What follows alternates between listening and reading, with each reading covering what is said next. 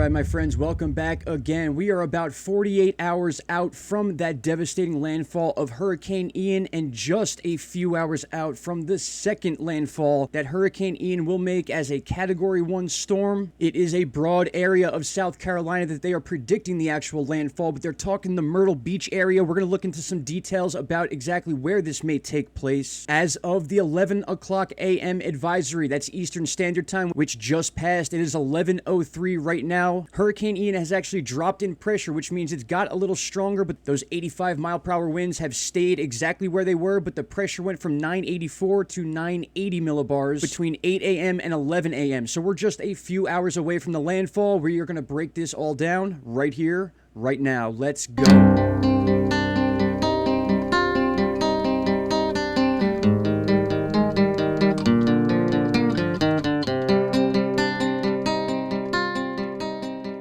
Alright, my friends, welcome back. September 30th, 2022. And as you can see right now, the 11 o'clock Eastern Standard Time advisory has the entire coast of South Carolina under a hurricane warning. That is because they are not quite sure where this landfall, this second landfall of Hurricane Ian will take place. They got Charleston right in the dead center of the South Carolina coast, but you can also see they have Savannah, Georgia just within or just outside that hurricane warning area. So chances are this will be a South Carolina landfall. You can see the dozens and dozens of counties highlighted in red that are under tropical storm warnings because these winds are going to extend outside the much smaller eye wall that Ian has now than compared to the western Florida landfall, which has now easily gone down as one of the strongest hurricanes to ever hit the United States, let alone Florida itself. I'm sure many of you have been on Twitter and other social media sites to look at pictures and video of the damage that some of western Florida took, and there's this one video in particular put out by Max Olson. I don't want to play it because there are mainstream media outlets asking him for permission, and I don't want to mess with any sort of copyright, but in these comment sections here, it's really sad to see people reaching out on Twitter to this guy in particular because they know he's in this area making this video, and they're asking if he can go search for their loved ones that they have not spoken to since this storm hit. There are so many different insane videos out there right now. This one is just dozens and dozens of ambulances and rescue crews heading towards the hardest hit areas of western Florida. Here is another quick shot of that. You can see him going all the way down the highway as far as the eye can see. And again, the saddest part about this is people literally posting tweets to this man asking him if he will go look in specific areas around the Fort Myers area, specifically this area near Primo Drive. There's this person putting out tweets asking this man, Max, if he'll go to a specific residence to see if his mother and grandpa were okay. He has not spoken to them since 3 p.m. yesterday. Unfortunately, we're going to continue to hear about these stories and the loss of life that actually took place because of this storm. The last I heard, it was in the 20s, but I'm sure that number will rise dramatically as rescue crews are just now getting to those hardest hit areas. And keep in mind, it's been a good 48 hours since the major landfall of this hurricane, which means those that had to be rescued have already gone 2 full days without any sort of help or communication with other loved ones. And unfortunately, when people don't listen to those mandatory evacuations and they want to stay and try to protect their property, or in some cases people don't have the choice, this is the outcome when a major storm makes landfall. We are now going to jump over to the future of Hurricane Ian, and once again, as you can see, the entire South Carolina coastline is under that red hurricane warning. The blue here would be the tropical storm warnings going all the way up to basically the border of Virginia and North Carolina. So this is a very big, broad storm now, not nearly as powerful, but still a mid-grade Category 1. Again, those 85-mile-per-hour winds will bring about 6 to 8 feet of storm surge wherever it makes landfall in South Carolina. And now, because of the warm waters on the eastern half of Florida, this thing was able to ramp back up from a tropical storm about 65 miles per hour at its lowest back up to an 85-mile-per-hour Category 1 storm. As you can see, these are the last frames we have right about there, just off the coast of South Carolina.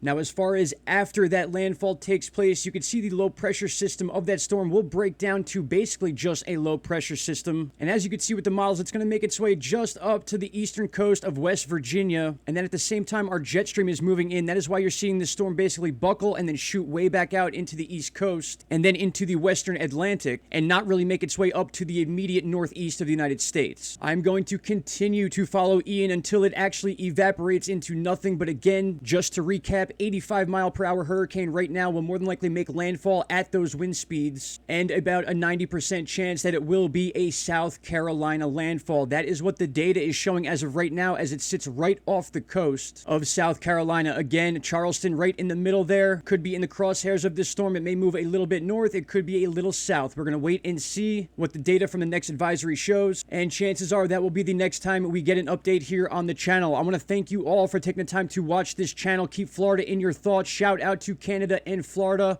I will see you all in the next video. Take care. Bye-bye. Stop right there, my friends. If you have not already, click that subscribe button and don't forget to hit the bell icon. Click all and you will get all notifications from this channel. And trust me, you won't be disappointed.